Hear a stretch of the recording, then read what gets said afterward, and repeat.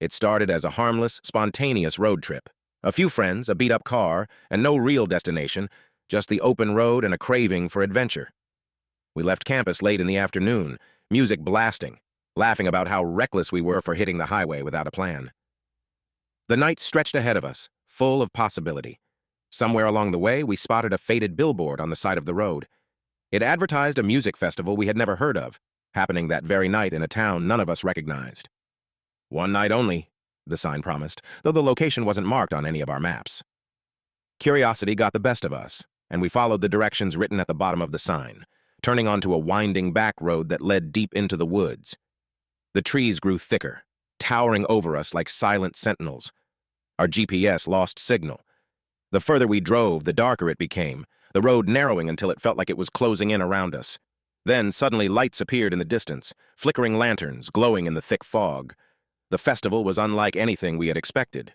There were no big crowds, no recognizable bands, just an eerie makeshift stage with faceless figures moving in the dim glow of fire pits. The people there were strange, silent at first, watching us with unsettling smiles. Their clothes were old, out of place, as if they had stepped out of another time. The music was hypnotic, more like a chant than a song. And the more we listened, the heavier our limbs felt, like we were being lulled into some kind of trance. Then we noticed something even stranger. There were no cars, no modern technology. No one had a phone. When we asked where we were, a woman with hollow eyes simply said, "You came. That means you belong here now." Panic set in. We tried to leave, but every path we took seemed to lead back to the festival grounds.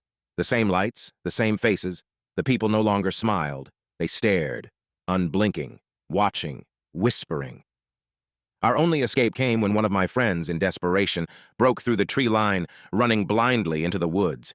We followed, ignoring the calls behind us, the distorted voices urging us to stay.